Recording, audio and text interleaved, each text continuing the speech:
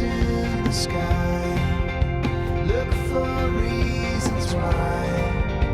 Mainly what I know isn't what I know. Once I come from fear, once I hold the fire, I'll be the first one down.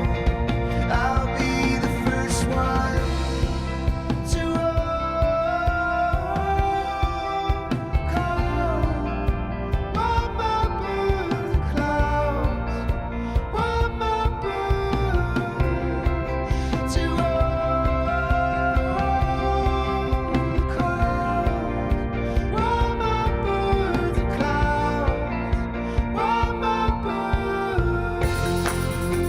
nothing in the trees, nothing I can see.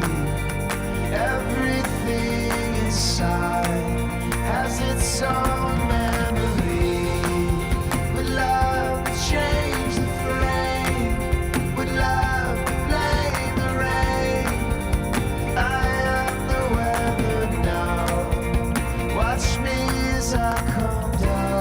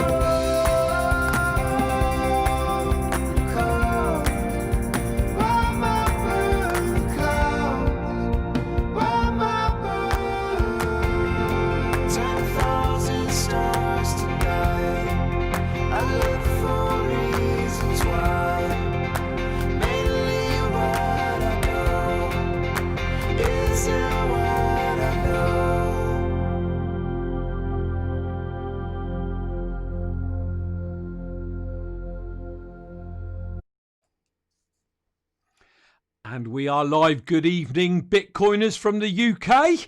As always, it is great to have you with me. As always, strong Bitcoin hand. That is the name of the game on this channel. It is 1800 hours, 6 p.m. London time on Monday, the 19th of October, 2020. And before we get into the show, what an amazing time to be alive. If you are alive with what's going on right now, I believe we are all honoured people. I really do, because we are going to see the biggest movement of wealth distribution the world has ever seen. So welcome everyone. As always, the first thing you need to be doing is checking out the disclaimer if you're new to the channel right now or watching in the future, because that disclaimer is very important. So do read it. Whilst you're reading that, let me give some shout outs in the chat. It is an honour to have Phil Pastor Vollman in the chat live with us this evening, chatting instead of Elaine chatting on Phil's behalf. So Phil, welcome to you. Great to have you with us. Michael Webber from Worthing in the UK. Awesome. Elaine, Mrs. UK, my lovely wife. Buffy W, my daughter. We've got Satoshi's joined us. Welcome. John Stramitis from Malibu Beach. Welcome to you, John. We've also got Proud Zionist Jew, Adam Meister, aka the Bitcoin Meister, in the house with us. So great to have you in the house, Adam. Yorkie Bitcoiners with us. Thanks for retweeting. There's a link just above in the chat there, people. If you haven't tweeted this out, please do it right now. The way that we can all help each other in this overall Bitcoin adoption is to share these links out on social media so that we can get more eyeballs on not just my channel, on everyone's channels, because if we get a load of people tweeting that out, we get more eyeballs, we grow the numbers, more eyeballs, share it with more eyeballs. You know the rest. Sci-Flyer67, good morning to you. Great to have you with us. Rocky Palumbo's in the house. So Rocky, pleasure as always. Right, so if you want to get my attention, if you type in UK Bitcoin Master, that will highlight it in orange for me only, not for you. Nothing will change for you. Nobody else will see that, only me. So if you join and you want to shout out, type in UK Bitcoin Master. If you've got something to say that you want me to address to the audience, type in at UK Bitcoin Master. That is it. Let's just put the normal preliminaries up. Check out my websites, whatever you do. Excuse me. UKBitcoinmaster.com. Every video I've ever done to date. BitcoinInterviews.com. All the live interviews that I've done to date with, in my opinion, some of the greatest thought leaders that have ever come into the Bitcoin space. So do check those out. And if anybody wants to drop a tip, because I haven't got Super Chat set up due to the subscribe account, there's the tipping.me address if you want to drop some sats or some satoshis if you are new and don't understand what sats are. Satoshis are a fraction of a Bitcoin. There are 100 million satoshis in one Bitcoin. So Bitcoin is divisible by 8 decimal places. I believe I've said that correctly. So Gary O'Connell's in the house as well. Great to have you with us, Gary. Don't shout me out. He says, too late. Didn't see that. But I did notice you've joined the chat. Okay, so let's get over to the desktop. Let's see what's going on in this crazy world of Bitcoin. And as you will see, it's always great when Bitcoin's on a bit of a tear. Personally, I like the idea of a steady growth over time. I was chatting to Elaine earlier, my wife, and we were discussing the fact that, if you just look back 2 or 3 weeks, when Bitcoin was around, 10.2, 10.3, we're now, as you can see there, 11.7 upwards, steady climb. Now, obviously, there's a few green candles there, and obviously the red ones can come just as quick. But you know what? If you look at the chart there, that's just in an upward trend, and pretty soon that thing we are going to break out of, and everybody's going to have that, oh my Lord, I wish I'd have got more Bitcoin moment. I think we all will. So, yeah, looking healthy at the moment. Again, I don't look at charts from one day. I do. I probably look at them once a day. I tend to have a quick look, led in bed on my mobile phone just before I go to bed, see what's going on, have another look in the morning, and then literally my that's off, and I don't really see the charts. So they could pump, they could dump, and I wouldn't notice, and actually, truth be told, it wouldn't even bother me.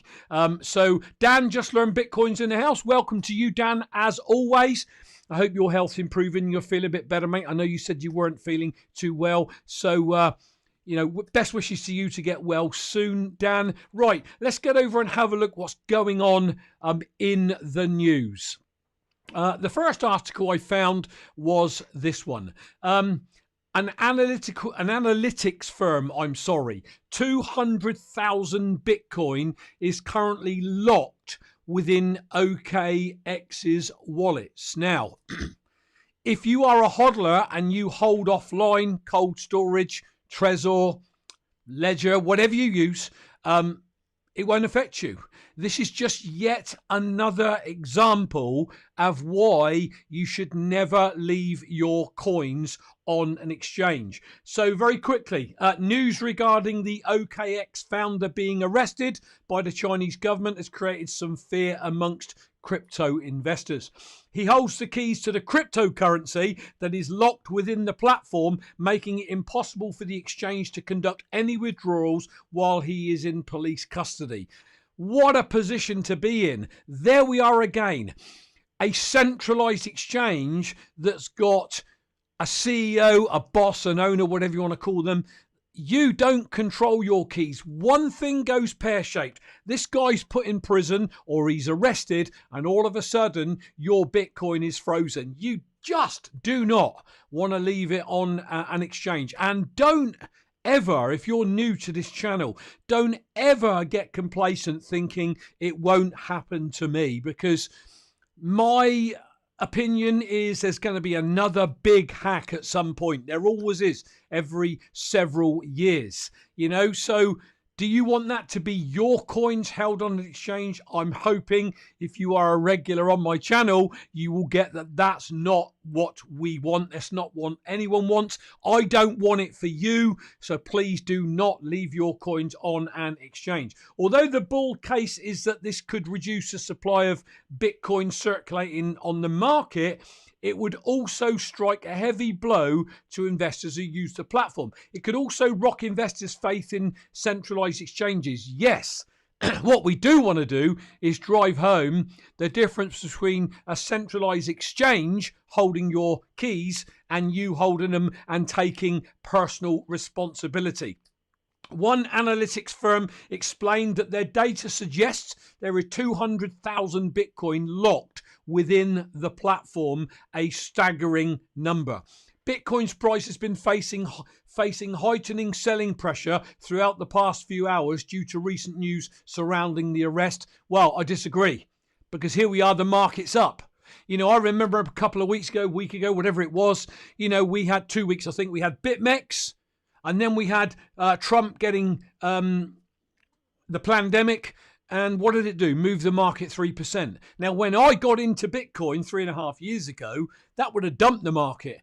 And news like this is not dumping the markets anymore. So the reason I'm sharing this with you is just to help educate you, whoever you are watching this today in 2020 or in the future. Not your keys, not your Bitcoin. Another prime example. Imagine if you're one of those that have got some of that Bitcoin locked up and you can't get to it. Okay, Grayscale reports a new record, absorbing 77% of all mined Bitcoin.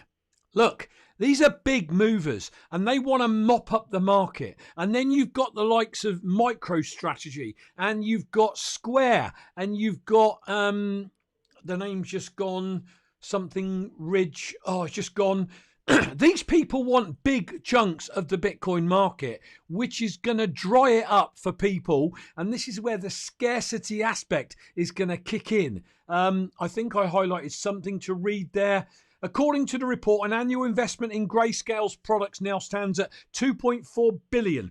This figure exceeds the entire cumulative inflow of $1.2 billion the firm received from 2013 to 2019 and shows the extensive growth of Grayscale in 2020. They're not doing this for the good of their health, people. They are onto something. And if they are, you've got the opportunity as an individual to grab it, get it, and then get some Bitcoin, because they're mopping it all up. The cumulative investment across Grayscale's products from September to 2013 to date now stands at $3.6 billion. And it goes on. I don't need to read any more. The point is, if companies like Grayscale are doing this, they want to mop up the market, you should be doing it too, people. Absolutely.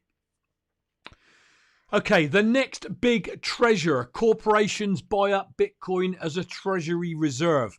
This is where it will jog my memory to the name of that again. So basically, this is just reaffirming, yeah, there we go, BTC, the new reserve asset. How do the cognoscenti explain it? The US dollar is falling. Bonds yields are almost non-existent, and gold is underperforming. Liquidity flush firms have fewer places to put their cash, so they're turning to cryptocurrency.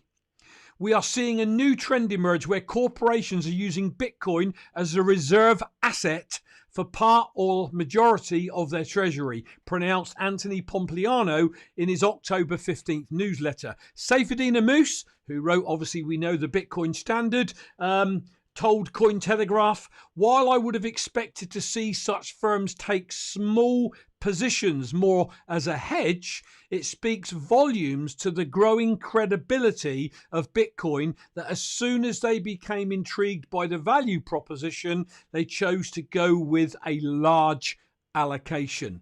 Why am I telling you this? Because people, this isn't going to stop here. Now, we don't have a crystal ball, none of us.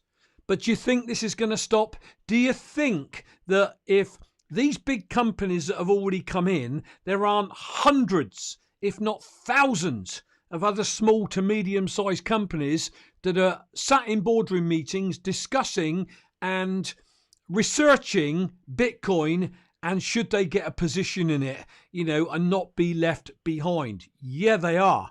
But you know what? We don't know when they're going to pile in. We don't know who's going to be the next big name to take a big position in Bitcoin. All I know, that's coming, and when it comes, we're going to see that price push again. Okay, so you want to be getting your Bitcoin dollar cost average, set it up. If you're in the US, Swan Bitcoin, definitely. Every payday, work out what you can buy and just start accumulating Bitcoin, because, and I keep saying it on every show, and I go on to everybody else's shows and they're all saying it or intimating it's coming.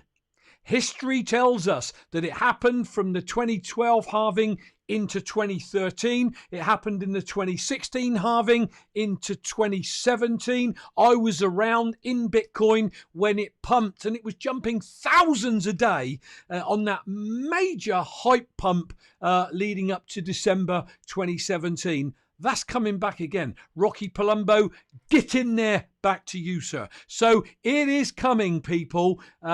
Who's going to be the next big one?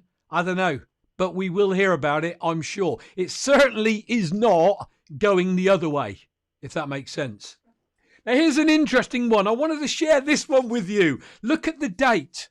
Bitcoin price breaks $200 at Mt. Gox. Now, we all know that Mt. Gox got hacked, but I just want you to reflect back. It says 7 years ago there. I was convinced the hack was in 2014, which would make it 6 years ago. But let's not split hairs. Let's call it 6 or 7 years ago. Bitcoin was at $200. Zaza, welcome. Great to have you with us. So remember, this text is from 2014, I believe. For the first time in months, the price of Bitcoin has climbed past the 200 mark at one of the leading Bitcoin exchanges at the time. Mt. Gox. The surge, which is hovering in the 200 USD area as of this writing, seemingly comes as a result of Chinese demand for the virtual currency. The demand, which many think was sparked by Chinese search engine Baidu's recent announcement that they'll be accepting Bitcoin payments, has brought the price up of Bitcoin up 1,250 CNY. How long the rally will last is anyone's guess. However, discussions online have many thinking the price of Bitcoin will climb even higher in the coming days. I'll just finish it. That, of course, is merely speculation. Given Bitcoin's climb in the recent weeks, though, we may be bubbling. What are your thoughts on where the price of Bitcoin goes from here? Well, it's interesting. Now we can look back on that and we can laugh, as Bitcoin is just shy of $12,000. But that 12,000 is like the 200, people. Everyone's speculating. Some of the bears are telling you it's going to go down. Most of the bulls are telling you it's going to moon, but we don't know when. We've now got all these institutions piling into it. We've got American banks now can custody it. We've got regulation going on. I'm not for regulation, but unfortunately, companies won't be able to trade unless they follow the regulatory guidelines, unfortunately. But, more and more decentralized exchanges will come along. And I think the Bitcoin landscape will look so radically different in 3 to 5 years from now. But the point is, back then, Bitcoin was $200, and people like Bitcoin Meister actually were predicting 1,000 and more and hold for the 2016 halving. Then that came and went, hold for the 2024 halving, and I subscribed into that following Adam Meister from when I got into Bitcoin, and I had a 2020 strong hand. Now I've got a 2024 strong hand, and you should too, because 200 to 11,000 to 100kx. We haven't got a crystal ball, but I think that's coming without a shadow of a doubt.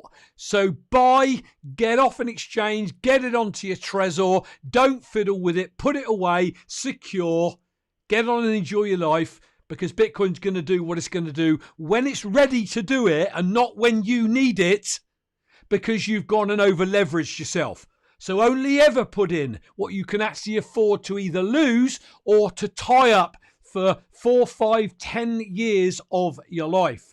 Yorkie Bitcoin. I remember it happening at the... Yeah, you were involved, Yorkie. Of course you were. Absolutely. I wasn't in 2012, 2013, but I was in 2017. So I've lived through a massive pump. I've lived through the dump and then the 2-year bear market. My hand is mega strong for 2024. 2024, I will evaluate how I'm feeling. I'll be 65 by then, so maybe 69, and the 2028 halving, that's for me to evaluate. The point is, the hand is mega strong. I know it's going to do get into the 6-figure realm. It's going to flirt back with 5 figures. Then eventually it will settle in 6 figures and stay above that. And of course, hopefully, one day it'll be $1 million. Hopefully that'll be in my lifetime. But we can't predict any of that, of course. But generally, it is gathering pace. And it's just phenomenally exciting for me personally, for sure. And now this one. Okay. We're always dumping on this guy, aren't we? And, we could all be having a laugh at Mr. Schiff, because now he's being probed down where he lives in Costa Rica with the bank, saying that he was, allowing fraudsters, etc., to bank with him, etc. Here's the thing. Let's just be objective and look at both sides of the argument. So, what I've learned over the last 24 years is tax evasion is wrong. Tax avoidance, every single one of us has a duty to learn how to avoid paying taxes. So, if he was openly flouting tax evasion, then let them come down heavy on him and let them do what they need to do. If, on the other hand, he was advising them how to avoid taxes legally and these just want to make a martyr out of him, then I totally disagree with that. So you've seen me slamming how he's always knocking Bitcoin on my channel. Yeah, taxation most definitely is theft, Satoshi. I would agree with that. But, I've got a take that not everyone agrees with. Until we learn how we can avoid tax, legally, learn how to offset it, etc., then for me personally, I do not want to leave my home country. I do not want to leave my children and grandchildren. I hear Bitcoiners all the same, I'll up and I'll go somewhere else. I don't want to do that. I want to live in the UK and have a holiday home in the sun. That's what I want to do. So what does that mean? Until I'll pay my dues. It's as simple as that. I agree taxation is theft, but I don't want to live my life looking over my shoulder. So I am always open to exploring how to minimize my taxes, to keep more of it, the Bitcoin, on my Trezor than giving it to the robbing banks. Yeah? But equally, I don't want to be forced out of where I've grown up and all my family are. Thank you. So what I'm saying here is we need to be objective and look at both sides of the coin here. And if he's done something illegal and it's proven to be illegal, then he deserves what's coming to him. If he's tried to help tax avoidance, and kept within their own guidelines down there, whatever the parameters are down in Costa Rica, then if he's tried to do that, then, I feel for the guy. Even though he dumps on Bitcoin, he's the one that's going to, in my view, ultimately have egg on his face down the road as Bitcoin moons. And he's just too proud to humble himself and say, I was wrong, this thing's going places, because he's been in gold for decades. It's his family business. He's got to discredit the one thing, Bitcoin, that could potentially be the replacement for gold. You've got to see that, and I've got to see that. But equally, if he's done something wrong, you've got to pay the man, I'm afraid. Quickly, bear with me. Got some great tweets to take you through. Sorry. Dan, justlearnbitcoin.com is in the house. Dan, his website is justlearnbitcoin.com. He's having a bit of a problem with the site at the moment. I've got all the logos up, Dan, but I know you are having some problems. So if you head to justlearnbitcoin.com, do be aware it's not a scam site. It is legal. He's having some problems with his SSL right now and his health. But, you know, if you're new to crypto, Bitcoin in particular, if you want to learn a little bit, head over there. You can see everything they've got going on along the top. So loads of consulting packages, etc. My goodness, Vention Migtail is in my house. Vention, welcome to my show, man. It is great to have you with us, Vention. And I really hope, man, you're doing well and improving. I was watching your video the other day where you were out walking, and it was great to see you. You fight back, man. Seriously. So check out justlearnbitcoin.com for wallet setup and backup, storage solutions, end-of-life planning, vanity addresses, questions about mining. If you want merchandise, if you want all the tat, there you go. I've got my Bitcoin bracelet on that Dan kindly sent over to me. btcbracelets.com. I've got some corking ones over there with big discounts. The merchandise is there as you would expect. But as always, it would be wrong for me not to ask you, whilst you're over at justlearnbitcoin.com, to scroll down inside the homepage and find this box. Now, this is weird because I'm now promoting a cause for Phil Vollman, who's actually in the house with us. He's in the chat with you all, and it feels slightly strange, but I have to do what is right for me. Phil Vollman's a lovely gentleman. He's a family man, an ex-pastor of the church. If I go over to his website, there he is. And he was scammed out of 14.2 Bitcoin whilst doing a Trezor update. So there's a couple of videos that Rocky and I have done with Phil explaining how he lost his Bitcoin. Also, if you click on the family story, you can read briefly about Phil, what his family have done for the good of community, society, etc., his country. And then finally, here is the transaction ID of the hacker that stole Phil's Bitcoin. And you'll clearly see there the top line of the narrow box where it went from 14.2 down to 0, which was absolutely horrible. Now, how would you feel? I'm looking at you now, right at this camera. How would you feel if you'd amassed 14 Bitcoin? Have you ever had that moment where you've plugged your hardware device in and it says 0 and it hasn't quite populated yet, and you get that heart-stopping moment? I have many times. Imagine then you plug it in, it populates, and all of a sudden you see your balance of 14.2 now 0. And there's a transaction there showing 14.2 Bitcoin left your Trezor or left your hardware device. I'm sure Phil wanted to throw up. I know Phil personally, and I know that for 2 years it makes him feel sick every single day of his life that he just overlooked something in his URL and his Bitcoin was taken. So what I've got a mission to do is to get Phil some or all of his Bitcoin back, and I won't let up. I have got the British Bulldog mentality. And when a British Bulldog gets his teeth into your butt, he does not let go. And I'm not letting go until we've got Phil some of his Bitcoin back. You can see here, you can donate 50 cents, $1, $10, $100. Make a tiny donation, people. You can even leave Phil a personal message there to say who you are or remain anonymous. So thanks for bearing with me. Back to some tweets I discovered. I found this one from a Timothy Peterson. Bitcoin, excuse me, is the first money that requires no physical space to store it, no courier to carry it, no bookkeeper to count it, no auditor to check it, no security guard to protect it, and no government to issue it. Rocky, are you ready?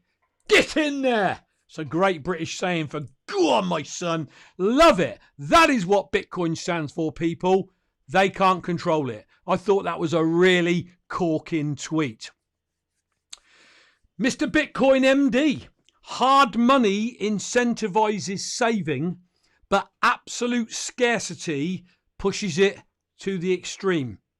If you have not experienced the overwhelming feeling of panic with regards to not owning enough, you do not understand Bitcoin.